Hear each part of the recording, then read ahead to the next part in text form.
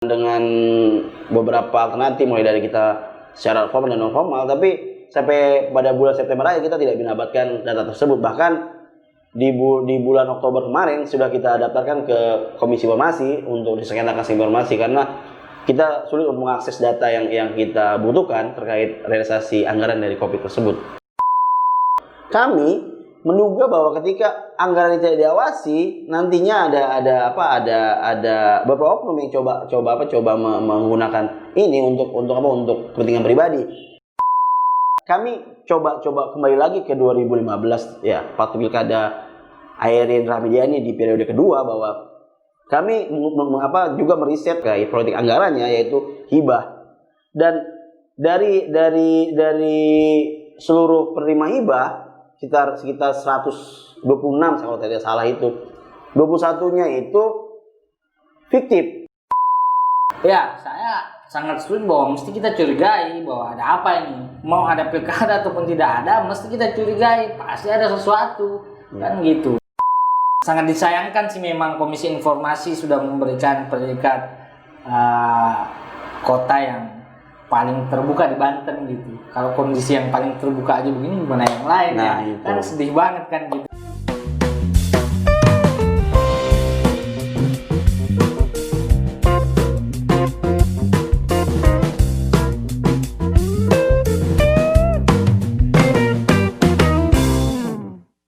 Saya sih ya itu ya, sangat menyayangkannya ketika pemerintah Kota Tangerang Selatan sangat tertutup begitu tadi, karena mestinya, apalagi pemerintah Kota Tangerang Selatan kan juga mempunyai sederet prestasi yang diberikan oleh lembaga, baik itu lembaga negara maupun lembaga independen gitu kan.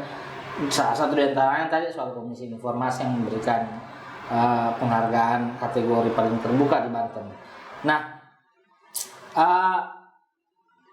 di sisi lain juga tadi disebutkan bahwa pemerintah Kota Tangerang Selatan dalam periode kepemimpinan Ayrin selama 10 tahun ini, 2 periode ini juga ketimpangan yang paling jelas dirasakan oleh masyarakat itu adalah soal ketimpangan yang paling menonjol di mata. Nah, di 24 Oktober lalu saya juga sempat baca Kompas dalam risetnya, bukan riset sih, semacam beritanya soal ketimpangan tadi, bahwa 80% pemerintah Kota Tangerang Selatan dikelola oleh swasta. Kemudian padahal pemerintah Kota Tangerang Selatan hampir mempunyai anggaran berbeda sekitar 4 triliun mencapai 3,4 triliun terakhir kalau nggak salah, terbanyak 3,4 triliun. Nah, sementara data BPS juga menyajikan data pertumbuhan atau data kemiskinan yang cukup baik sebenarnya. Nah, saya nggak tahu nih bagaimana penilaian teman-teman soal ini gitu. Soal kemiskinan. Nah, sumber daya manusianya juga peningkatan kualitas sumber. Iya. Mungkin secara sumber daya manusia mungkin pasti ada peningkatan, karena sekali lagi bahwa hampir tadi seperti dibilang bahwa luas wilayah yang hampir 100% ini separuhnya dihuni oleh masyarakat kelas 2. Dan tentu ini ketika melihat masyarakat kelas 2 ini yang masyarakat yang notabene secara ekonomi menengah gitu. Karena mereka tinggal di kawasan-kawasan pengembang yang notabene tidak murah gitu. Jadi sangat wajar ketika ketimpangannya rendah, karena ya yang diriset ini masyarakat menengah atasnya. Tapi bagaimana kita melihat kantung-kantung kemiskinan yang ada di Ciputat, yang ada di Pondok Aren, yang ada di Serpong Setu. Nah, ini tidak pernah dipublikasi gitu. Nah, tentu ini menjadi catatan kita bagaimana gap antara masyarakat yang notabene menengah secara ekonomi dengan masyarakat yang tinggal di kantong-kantong kemiskinan ini yang tidak pernah diselesaikan. Karena hampir kalau kita melihat berita pada hari ini, beberapa masyarakat yang masih ada tinggal di kandang bebek, masih ada yang masyarakat yang harus tinggal berbagi dengan tikus gitu, yang seperti terakhir yang ada di Cilenggang, yang hal tersebut itu hanya beberapa meter dari kantor dari rumah dinas wali kota yang sangat megah di tengah-tengah pusat pengembang di BSD sana. Ini kan sangat ya, ini ketimbangan yang menurut saya kok bisa gitu padahal. Nah, saya pikir ini menjadi PR wali kota nanti yang menjelang pilkada ini, karena ya 2 periode Airin Band ini tidak memberi dampak apa-apa selain pengembang makin besar membangun wilayahnya, terus semakin besar juga angka ketimpangannya gitu. Dan saya pikir ini tidak pernah terselesaikan oleh Airin Band di 2 periode yang akan selesai pada tahun ini. Ini yang menurut saya harus juga cepat diselesaikan. Nah, gitu mungkin yang tadi data BPS bahwa angka kemiskinan yang cukup bagus atau turun ya, karena masyarakat yang tinggal di kampung tergusur keluar dari Tangerang Selatan yang notabene menjadi rumah mereka sejak dulu, karena pengembang mengakuisisi tanah-tanah mereka. Mengakuisisi dalam konteks resmi dan mereka menjual aset tanahnya yang notabene itu ada di tengah-tengah pengembang. Ini menjadi catatan kita bahwa akhirnya kita berpendapat bahwa yang ketika indeks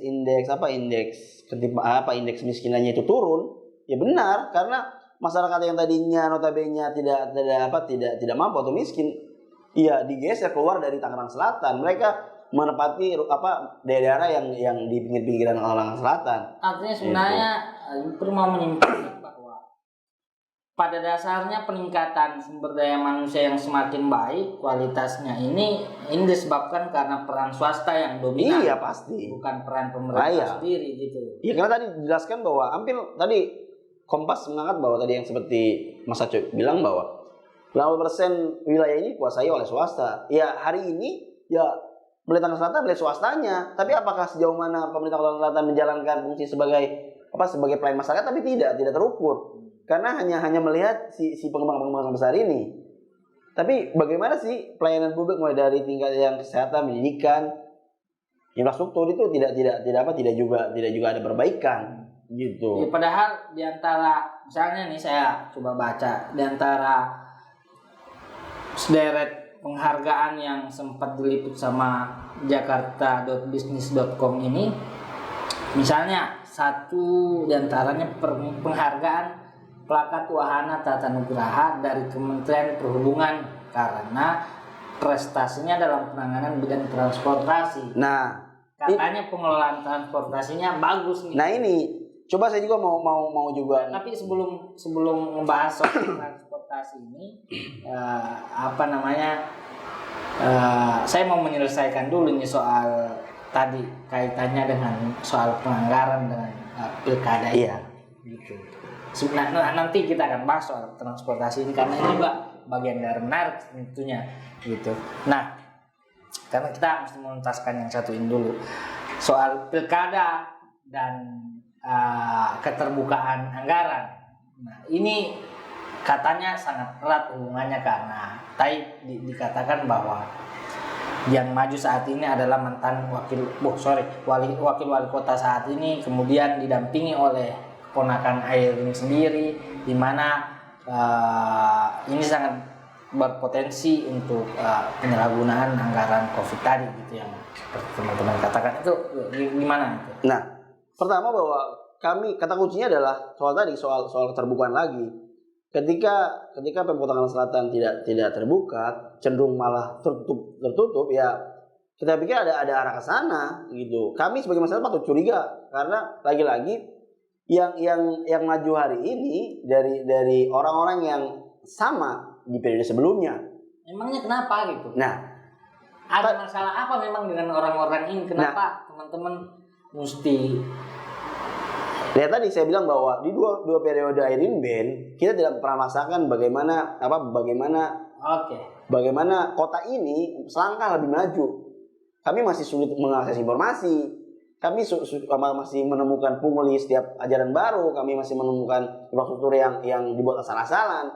Kami masih menemukan orang sakit yang susah berobat, walaupun katanya semua puskesmas itu bisa untuk mengobati bisa diakses oleh masyarakat, tapi pada riset kita di tahun 2018 itu bahwa ada beberapa pelayanan yang di RSUD yang sampai hari ini masih belum ada perbaikan terkait pelayanan pengaduan. Nah, seperti itu. Saya pikir ini yang PR yang tidak pernah terselesaikan, harusnya ini selesai di periode pertama. Periode kedua fokus pada sumber daya manusianya. Ketika infrastrukturnya sudah diperbaiki, mungkin secara otomatis sumber daya manusia kan meningkat gitu, tapi tidak kita lihat. Dan kenapa kok sepertinya anti dinasti ya? Harus juga katakan bahwa kita anti dinasti yang hari ini yang sama-sama kita tahu bahwa sangat membuat kecewa tuh masyarakat Banten. Dinasti apa nih? Mesti lebih spesifik. Nah, hari ini dinasti cukup banyak, apalagi di momen pilkada ini dinasti kan tiga dinasti. Iya. Lagi-lagi kita harus bicara bahwa dinasti yang hari ini yang paling berkuasa yaitu yang dinasti yang dibawa oleh klannya Ratu Atut, bahwa bagaimana adik sampai hari ini adiknya yang masih menjadi tahanan sukamiskin, yang hari ini istrinya juga menjadi wali kota, yang sama-sama kita tahu bahwa di tahun 2012 ada Alkes yang sebegitu pecahnya kasusnya yang melibatkan beberapa pejabat, dan itu masih menjadi trauma kami sebagai masyarakat Tangsel terhadap. Iya, saya pikir agak minus dinasti dari Banten ini, gitu. Harus saya katakan seperti itu, karena lagi-lagi di dua periode ini yang notabene dikuasai oleh dinasti Banten tidak ada perubahan yang signifikan, gitu. Proyek mangkrak, sekolah pungli, begitu. Dan tadi seperti yang sudah disinggung dari awal bahwa ada penghargaan terkait transportasi. Ya saya mau tanya, transportasi yang mana yang sudah dibuat oleh Pemkot Tangsel sehingga dapat penghargaan? Ini kan saya pikir ini jadi pemanis, jadi lip service saja gitu. Yang diberikan oleh pemerintah pusat. Saya pikir kita juga mesti melihat objektif bagaimana kondisi transportasi yang ada di Tangerang Selatan. Gimana itu? Nah, ini Kementerian Perhubungan yang langsung memberikan predikat ini. Apa teman-teman melihat sisi lain dari jika kita melihat transportasi, ya, jika melihat transportasi, saya juga bingung terhadap Kementerian Perhubungan, poin apa yang diambil dari Pemkot Tangerang Selatan sehingga dapat penghargaan tersebut. Bahwa hari ini Pemkot Tangerang Selatan belum bisa memberikan transportasi murah, nyaman dan saya pikir dan bagus secara layanan. Karena pernah muncul juga Tangerang Circle atau Transanggrek yang pernah viral juga, yang akan akan mengisi 8 koridor kalau tidak salah, dan ada koridor yang terisi antara Rawabuntu dan Pondok Cabe. Itu pun mangkrak karena ya seperti hanya mangkrak, maksudnya ya tidak berfungsi sesuai dengan mana mestinya. Bus itu hanya lalu lalang, tapi tidak pernah bisa digunakan. Iya sih ya. Gitu. Sama-sama kita tahu bahwa akhirnya setelah masyarakat memprotes akan fungsi bis tersebut akhirnya diberhentikan. Tapi saya pikir akhirnya nggak beroperasional. Tapi saya pikir ada yang mencatat bahwa ada anggaran yang sudah digunakan oleh pemerintah untuk mengelola Transanggrek yang hari ini kita tidak pernah tahu dampak buat masyarakatnya. Karena lagi-lagi tidak efektif lah ya. Iya, karena lagi-lagi ada pun tidak juga digunakan oleh masyarakat karena ya tidak mengerti gitu. Berarti prestasi ini apa ini maksudnya? Nah itu coba nanti tanyakan lagi oleh Kementerian Perhubungan. Tidak terukur dengan baik. Iya, karena mereka juga tidak punya ukuran untuk bagaimana menilai transportasi macam apa yang baik di Tangsel. Karena saya pikir hari ini ya mungkin kalau BSD Bintaro mereka punya shuttle bis yang beroperasi yang dikelola oleh swasta. Itu jangan-jangan itu yang dimaksud dengan transportasinya. Nah, berarti Kementerian Perhubungan salah sasaran. Jangan-jangan mereka bukan ke pemerintah Kota Tangsel tapi ke BSD dan Bintaro. Dan hanya diklaim saja. Ini yang jadi pertanyaan kita. Apa sejauh mana objektivitas Kementerian Perhubungan yang notabene pemerintah pusat kok bisa menilai seenak itunya udelnya aja? Apa ukuran transportasi efisien yang ada di Tangerang Selatan? Tidak ada. Selain jalan rusak dan dan saya pikir jalan rusak dan tinggal di tengah jalan gitu. Padahal kan apa namanya ya agak lucu juga sih memang. Saya juga sangat merasakan hari ini di Kota Tangerang Selatan juga transportasinya apa. Basically kita bisa merasakan angkot sih sebenarnya soal transportasi ini ada angkot kemudian yang juga jalurnya dan apa namanya haltenya yang tidak jelas ya sebenarnya dan itu aja mungkin angkot ya. Iya. Dan harus saya juga bilang bahwa kereta. Iya, dan harus saya bilang juga bahwa ada beberapa penganggaran terkait pembangunan halte yang hari ini ada di Simpang Maruga, ada di depan Mujahidin. Berapa banyak itu? Ya sekitar ada 9 yang orang 9 waktu yang untuk shuttle-nya Trasangri, dan hari ini kita dibangun juga beberapa pemberhentian bus yang ada di Maruga itu. Saya pikir itu buat apa? Bus itu buat apa? Shuttle bus itu apa? Pemerintahan bus itu buat apa? Pemerintahan angkot bus atau buat apa? Karena di situ tidak dilewati angkot dan tidak bazir berarti ya. Kalau buang anggaran yang karena nggak dipakai. Jika pun mau dibuat untuk menghias kota, alangkah baiknya itu dengan untuk anggaran lain. Itu lebih baik untuk apa? Untuk beasiswa anak sekolah atau memperbaiki penerangan di kampung-kampung atau menambah sarana kesehatan atau lain sebagainya, ketimbang membuat halte yang bisnya nggak ada, terus fungsinya juga nggak jelas. Ya kalau untuk memperindah kota ya harusnya ngebuat taman, jangan taman yang dibuat oleh swasta lalu diklaim gitu. Ini yang jadi catatan, karena kalau kita lihat ya apa yang bisa dilihat gitu. Okay. Dan saya pikir itu menjadi PR kita bareng bersama bahwa kota ini harus diawasi menjelang besok pilkada, bahwa kita juga harus juga mendesak pemerintah Kota Tangerang Selatan yang hari ini minus prestasi tapi banyakkan cari sensasi melalui beberapa pemerintah. Saya pikir ya akan menjadi hoax ketika di lapangan tidak ada aplikasinya begitu. Di satu sisi pemerintah Kota Tangerang Selatan banyak mengklaim kesuksesannya. Terlebih pemerintah Kota Tangerang Selatan meng-highlight ikon slogannya yang cerdas, modern dan religius ini. Dia mengklaim menjadi kota yang cerdas gitu kan, kemudian mempunyai banyak prestasi dan keberhasilan. Nah, tapi di satu sisi Anda mencoba memaparkan bahwa hari ini pemerintah Kota Tangerang Selatan sangat bahkan tidak mempunyai capaian yang maksimal di mana sebenarnya dia mampu dengan anggaran yang sekitar 3,4 miliar, bahkan kadang-kadang di tahun-tahun sebelumnya hampir mencapai 4 miliar, 4 triliun ya. Iya, 4 triliun. Gitu. Nah, tadi disebutkan masalahnya antara lain pendidikan lah, kesehatan, kemudian transportasi, infrastruktur dan keterbukaan informasi yang sebenarnya menjadi masalah yang klise sih sebenarnya. Dari awal kan ini sudah menjadi masalah yang teman-teman tuntut perbaikannya gitu kan. Betul. Nah, soal pendidikan, kok kan katanya sudah gratis total, sementara pemerintah pusat juga sudah ada dana BOS. Ya. Kemudian pemerintah Kota Tangerang Selatan juga sudah menggratiskan semuanya. Nah itu kok teman-teman bisa mengatakan masih banyak pungli dan lain-lain gitu kan? Nah pada faktanya bahwa terkait pendidikan, bahwa setiap tahun setiap penerima mahasiswa baru kami masih melakukan pemantauan terkait penerima mahasiswa baru, dan kami masih menemukan berbagai pungutan liar yang notabene dibungkus dengan bahasa sumbangan tadi. Kamuflasenya sumbangan, bahwa itu ternyata pungli gitu. Dan sumbangan itu diperbolehkan. Nah iya, sumbangan itu diperbolehkan ketika besaran tidak ditentukan. Oke. Dan kedua bahwa artinya masih soal sumbangan berarti besarannya ditentukan. Nah pasti besaran ditentukan. Gitu. Teman-teman bilang itu pungli. Pungli, iya, masuk kategori pungli ketika sumbangan ditentukan. Namanya sumbangan ya harus sukarela dari wali murid. Dan kedua bahwa ini menjadi catatan kita bahwa ketika bicara soal pendidikan, bahwa ada pembagian kewenangan antara pusat dan provinsi harusnya, dengan 20% dari total anggaran anggaran pemerintah daerah yang harusnya dialokasikan untuk pendidikan, harusnya sudah akses pendidikan sudah dibuka seluasnya dan sudah berkualitas.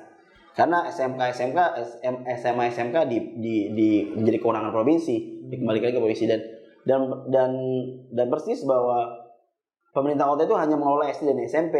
Nah ini menjadi sangat amat penting ketika sudah ada ketentuan untuk 20% anggaran pendidikan, namun dan dikurangi juga kewenangannya hanya mengurusi SD SMP, namun faktanya di lapangan masih sekolah-sekolah ini masih melakukan pungutan-pungutan yang notabene ya masuk dalam kategori liar gitu.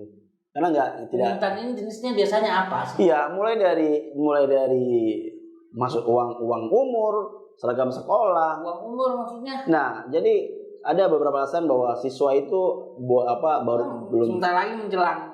Sudah kemana lewat ya? Sudah lewat ya. Berarti tahun depan. Ya, jadi ada beberapa umur, misalnya umurnya belum wajib kan masuk kelas 1 tuh 7 tahun, anak ini masih 5 tahun atau 6 tahun.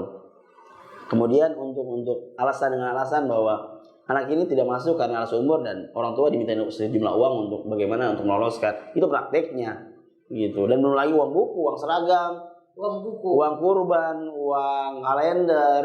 Oke. Nah, itu